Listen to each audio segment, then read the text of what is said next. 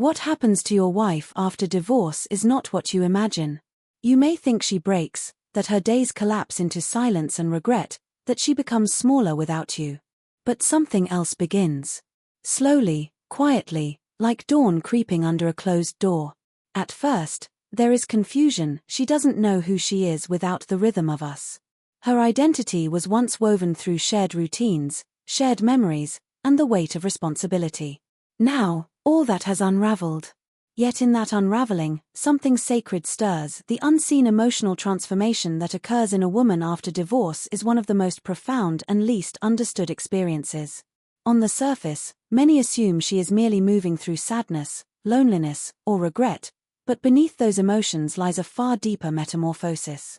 The dissolution of a marriage is not only the end of a relationship, it's the dismantling of an entire identity that was built around partnership.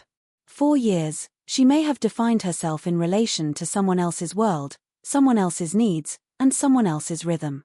When that structure falls away, she is left staring into an open space that feels both terrifying and strangely liberating. At first, it feels like loss, but in truth, it is the beginning of becoming. This transformation begins quietly. There are moments when she feels unanchored, unsure of how to navigate her own days.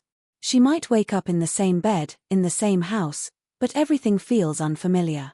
Yet within that discomfort, her emotions start to stretch and breathe in ways they never could before. The constant need to negotiate her feelings around another person's reactions disappears. She starts to listen to herself more carefully, not out of selfishness, but out of necessity. The silence that once frightened her becomes a sanctuary where she begins to rediscover what she loves, what she believes, and what she can no longer pretend to be. This inner transformation doesn't happen all at once. It unfolds in small, almost invisible steps. The first time she laughs alone without guilt. The first time she makes a decision that doesn't need to be approved. The first time she realizes that her value doesn't diminish because she stands alone. Each of these moments becomes a stitch in the new fabric of her identity. The emotional depth she develops during this time often surprises her. What once felt like weakness now becomes a kind of emotional intelligence, a wisdom born from pain. She learns that her heart can hold contradictions, grief and gratitude, sorrow and freedom, endings and beginnings all at once. The world around her may not fully understand this transformation. Some may see her strength as defiance, her independence as coldness, or her peace as pride. But she knows that what's happening inside her is sacred. She is no longer reacting to life, she is creating it. The woman who once lost herself in the roles of caretaker, partner, or peacemaker is now learning to belong entirely to herself, and that shift is both invisible and revolutionary. Freedom wrapped in grief is one of the most complex emotional realities a woman faces after divorce. When the legal process is over and the final words are spoken, there is an unexpected silence that follows, a silence that feels both heavy and light. She has been freed from a relationship that perhaps no longer nourished her, yet that freedom is laced with an ache she didn't anticipate. It's the paradox of liberation. The door that once held her closes behind her, but even as she steps into open space, she carries the weight of everything that was lost. Freedom, at first, does not feel like flight. It feels like floating through unfamiliar air, unsure of where to land. There's a certain mourning that comes with no longer being someone's wife, even if that title had long since stopped feeling like love. The grief is not always about the person she left behind, but about the dreams they once shared, the imagined future, the shared rituals, the small intimacies that had become part of her daily rhythm. She may find herself missing the stability that routine offered, even when that routine had become suffocating. This grief is layered. It is not a single wound but a series of small, invisible cuts that heal slowly and unevenly. And yet, beneath that ache, something profound begins to grow. As days pass, she starts to recognize moments of lightness in between the pain.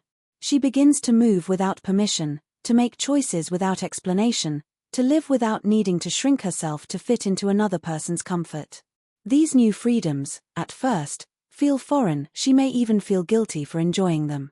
But slowly, she realizes that grief and freedom are not opposites, they coexist. Grief gives her the depth to appreciate her newfound independence, and freedom gives her the space to process her sorrow without shame. Together, they reshape her into someone more whole, more grounded, more aware of what her soul truly needs. This emotional duality also brings a clearer sense of truth. She begins to see that what she once thought was love was sometimes obligation, and what she once called security was sometimes fear. The pain teaches her discernment. She learns that freedom is not just the absence of a relationship, it is the presence of authenticity. The tears she sheds are not signs of weakness, they are evidence of growth. In this tender balance of pain and possibility, she rediscovers her own resilience and the quiet, unshakable joy of finally belonging to herself even in the midst of mourning. Reclaiming the self after divorce is not an act of sudden empowerment but a gradual awakening that unfolds through layers of self-awareness, pain, and rediscovery. For years, a woman may have been so intertwined with her partner's identity that her sense of self became blurred. Her decisions, habits, and even her emotions might have been shaped by the rhythm of the relationship. When that bond ends, what follows is not just the absence of a partner, it is the realization that she must learn who she is without the mirror of another person reflecting her back. At first, this realization feels unsettling. The roles that once defined her, wife, caregiver, supporter, are gone, leaving behind a space she doesn't yet know how to fill. But in that emptiness lies the opportunity for rebirth. The process begins in subtle ways. She starts to listen to the quiet voice inside her that had long been drowned out by compromise. That voice becomes louder as she begins to make choices guided not by duty but by desire. There is power in those small acts, choosing what to eat without considering someone else's preference, deciding how to spend her weekends, reclaiming time for the things that once brought her joy but were forgotten in the name of togetherness. Each decision, however trivial it may seem, becomes a declaration: I exist on my own terms. This process is rarely linear. There are days when she still feels lost, days when she questions if she made the right choices, but within those doubts, growth quietly continues. Reclaiming the self also involves facing uncomfortable truths. She must confront the parts of herself that were silenced or neglected during the marriage, the dreams she set aside, the ambitions she minimized, the emotions she suppressed to keep peace. As she revisits these forgotten fragments, she begins to see that she was never incomplete, only misplaced within the expectations of a shared life. This recognition is both painful and liberating. It forces her to take accountability for her own happiness, no longer depending on external validation or relational approval. Over time, she starts to move with a new kind of confidence, not loud or performative, but rooted in authenticity. She learns to embrace solitude without equating it with loneliness. Her self-worth no longer depends on being chosen, but on choosing herself. This reclamation is not about becoming someone new, it's about returning to the person she always was before she learned to mold herself to fit someone else's story. The woman who emerges from this process carries a quiet strength, one that is earned through the courage of remembering who she truly is. The shift in power and perception that follows a divorce is one of the most profound transformations a woman experiences, both within herself and in the way the world responds to her. When a marriage ends, the social lens through which she was once viewed begins to change. As a wife, she may have been seen as stable, respectable, and secure within a defined role, but once she becomes divorced, society often projects new, conflicting narratives onto her. Some people pity her, assuming she is broken or incomplete without a partner.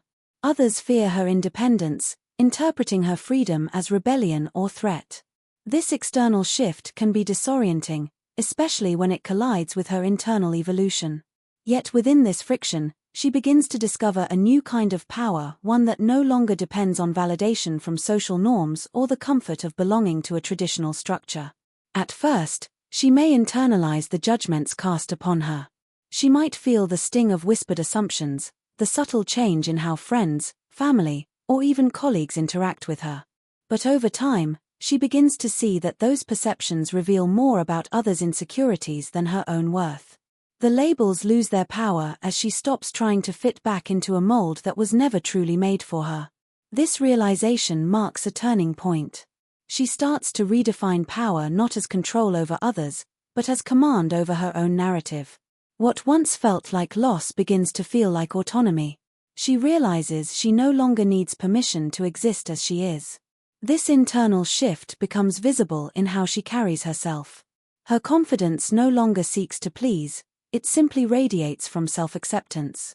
She speaks with more clarity because she no longer measures her words through the filter of someone else's comfort. She starts setting boundaries, not to push people away, but to protect her peace. These are subtle yet radical acts of empowerment that come from understanding her worth independently of relational roles. As she grows into this new identity, she begins to notice the quiet irony of her situation. The same qualities that might once have been dismissed, her assertiveness, her independence, her unwillingness to settle, are now the very traits that define her strength.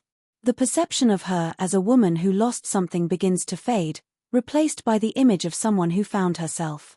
In embracing this new power, she no longer seeks approval from the outside world because she has already validated herself from within, and that shift becomes her most unshakable form of freedom. Love after endings is one of the most unexpected and transformative chapters in a woman's post-divorce journey. When a marriage dissolves, it often leaves behind the belief that love is something fragile, conditional, or even dangerous. Many women emerge from divorce carrying emotional scars, memories of compromise, disappointment, or betrayal that make them wary of ever opening their hearts again. At first, the idea of love feels distant, almost irrelevant.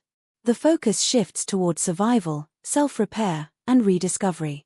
Yet, as time passes and she grows more grounded in her individuality, something within her begins to soften. She starts to understand that love did not die with the marriage, it simply changes form. It begins with herself. For the first time in years, she learns what it means to give love without losing identity. She starts nurturing herself with the same patience and care she once reserved for others. There's a gentleness in how she speaks to herself, a forgiveness that replaces the old self-blame. This self-love becomes the foundation for every future connection because it is no longer rooted in need or fear but in wholeness. When she loves herself deeply, she no longer seeks validation or completion through another person. Instead, she attracts relationships that mirror her growth rather than compensate for her wounds. Love after endings also reshapes her definition of intimacy. She learns that closeness doesn't have to mean dependency, and vulnerability doesn't have to mean weakness. The new version of love she experiences, whether romantic, platonic, or spiritual, feels more spacious. It is built on mutual respect, not ownership, on freedom, not control. She begins to see that love is not about holding on tightly, but about being brave enough to let each person exist fully in their own light. This understanding allows her to approach connection without the heaviness of past expectations. What surprises her most is how naturally love returns when she stops searching for it. It appears in the small moments, a conversation that feels effortless, laughter that reminds her she's alive, a gesture that asks for nothing in return. This kind of love is not dramatic or desperate, it's calm, mature, and rooted in acceptance. She realizes that endings do not destroy love, they refine it. The pain she once endured has given her the wisdom to recognize real affection when it arrives. And though she may still carry the memories of what was lost, they no longer define her capacity to give or receive love. Instead, they have deepened it, allowing her to love again not as a half seeking completion, but as a whole discovering connection anew.